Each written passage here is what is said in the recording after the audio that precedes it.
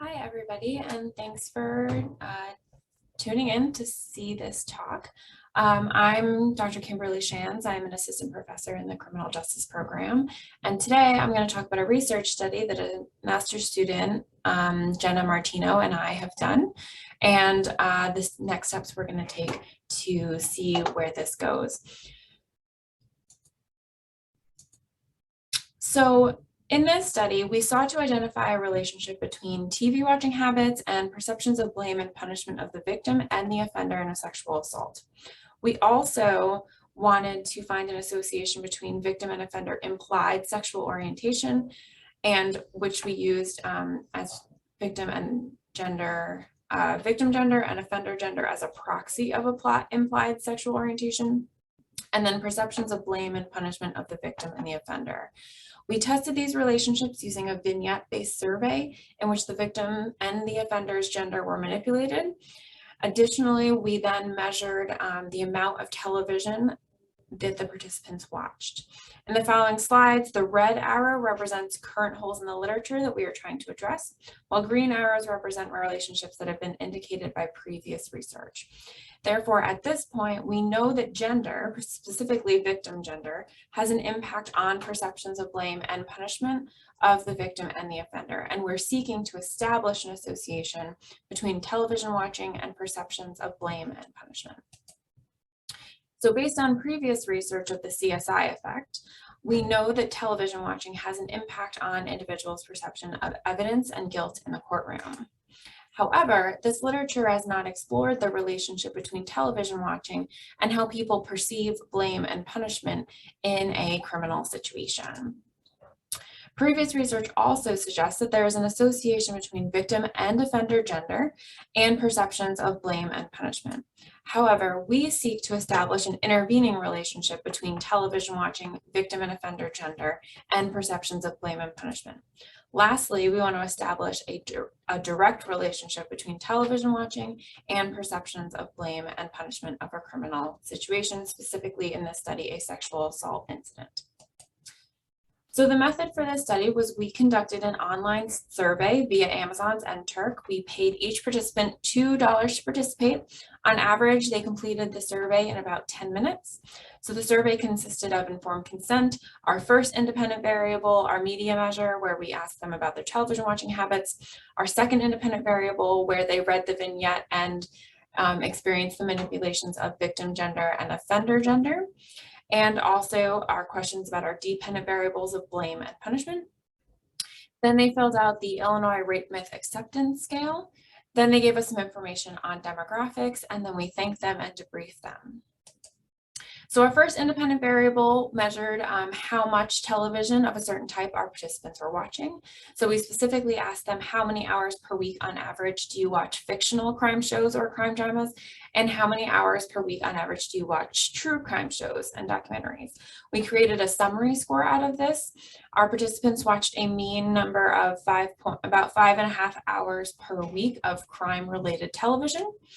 And in order to do the analyses that we wanted to, and because of the distribution of the data, we created quartiles of watching habits. So those in the low watching group watched less than 2 hours a week of crime relevant television.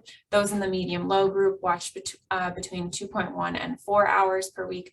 Those in the medium high watching group watched 4.1 to about 9.5 hours a week, and those in the high group watched 9.6 hours or more. So this is the vignette that we presented to all of our participants. It describes a typical date rape situation. We do specifically induce some no ambiguity in it, so that the objectivity of whether this is an incident of sexual assault is not a question. And then we varied the victim's gender and the aggressor's gender in the areas where we see the brackets. Because we wanted to be as inclusive and as exhaustive of gender identity in our vignette, we made sure that we varied both the victim and the offender's gender in 4 ways. So either female, male, transgender, or non-binary. And these are all the permutations of those two combinations. So that left us with about 16 conditions or different versions of our vignette.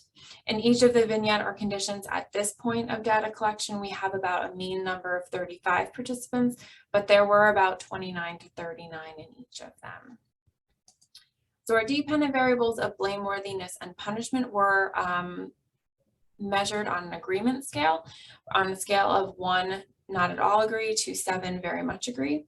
For blameworthiness, we asked 2 questions about blameworthiness for the offender and the same 2 questions about the victim, assessing both partial and full blame. And then for punishment, we asked a single question about whether or not the victim or the offender should be punished. If we look at the overall descriptives relevant to our measures of blame and punishment, we can see that generally the victim is blamed. Agreement with blaming and punishing the victim is low, but agreement for punishing the offender or blaming the offender is high. Our sample consisted of approximately 560 people. About 34 participants, or 5.7%, had to be eliminated from the analyses because they were outliers on watching habits. So they reported watching more than 20 hours a week. So we eliminated them as a result. The mean age of our final sample was 36 years old with a median age of 33. The majority of our sample was male, white, married, college educated, and from the Southeast or Northeast. Most had annual incomes below $75,000, and on a scale of political beliefs, with 0 being super conservative and 100 being super liberal, we had a mean score of 61.2, a median of 68, and a mode of 100. So in terms of our analyses, we conducted 4 factorial ANOVAs. We did this because we wanted to look at the impact, the individual and the collective impact of sexual and the implied sexual orientation and watching habits on all of our dependent variables. So on victim blame, on offender blame, on the deservingness of punishment for the victim, and on deservingness of punishment for the offender.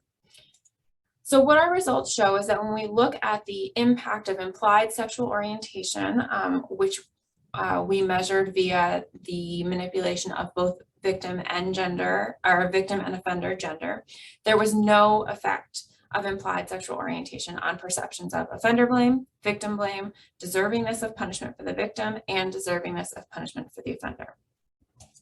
However, when we looked at watching habits, we did find a significant impact of watching habits on perceptions of victim blame, deservingness of punishment for the victim, and deservingness of punishment for the offender. We did not find a significant effect of watching habits on perceptions of offender blame. So when we look more clearly at our significant results, what we find specifically when we're looking at victim blame is there were significant differences in agreement levels in terms of whether the victim was to blame or not between the low watching group and every other watching group. So those in the low watching group blame the victim significantly less than those in the medium low group, the medium high group, and the high group. When we look at deservingness of punishment for the victim, we see the same pattern. So those in the low watching group believe that the victim deserves punishment significantly less than those in the medium low watching group, the medium high watching group, and the high watching group. When we look at deservingness of punishment for the offender, we see a slightly different pattern. So those in the low watching group believe that the offender deserves more punishment, or they agree that they deserve punishment significantly more than the medium high watching group and the high watching group. When we looked at the collective impact of the implied sexual orientation manipulation and watching habits, we find that there is no interactional effect on any of our dependent variables. So collectively, those 2 variables do not impact offender blame, victim blame, deservingness of punishment for the victim, or deservingness of punishment for the offender. After we looked at these results, we were really interested to see if we could determine where the bulk of the impact of TV watching is coming from. Is it coming from the fictional crime television shows, or is it coming from the true crime television shows? So what we did was we reran our ANOVA analyses, just look on, in each of them, we separated out the hours relevant to just the fictional crime watching shows, and then the hours related to the true crime watching shows. And what we found was that when we ran the analyses just with how many hours people watched fictional crime dramas, the results were exactly the same. We saw no significant impact of implied sexual orientation, a significant impact of watching habits, and we saw the same patterns within those significant effects and no significant interactional effect. However, when we looked at true crime TV, the hours that people watching true crime TV shows, all of the significant effects that we saw in for watching habits disappear. So we no longer have a significant impact of watching habits on victim blame, offender blame, deservingness of punishment of the victim, or deservingness of punishment for the offender. So overall, what we've learned so far is that perceptions of blame and punishment are mediated by what people think is normal, and societal norms are shaped through television. Specifically, as we've shown in our kind of reanalyses, that the fictional crime dramas seem to be driving the understanding of what people think is normal. Lastly, these results also suggest that dosage of television watching matters. So these norms that they're watching on television, specifically in fictional crime dramas, are become more reinforced as we watch more television. So as we watch more television, more of these fictional crime dramas, we begin to think that rape is more normal, and we blame the victim or the offender more. So our future directions, we are working currently on collecting more data to get a larger sample so that we can have more statistical power and therefore run more sophisticated analyses such as multiple regression. We're also, part of this data collection is also collecting data on other dependent variables. So looking at how TV watching and implied sexual orientation impact the perception of the incident as a crime in the first place, and also on the perceptions of the appropriateness of the incident. Thank you very much for watching.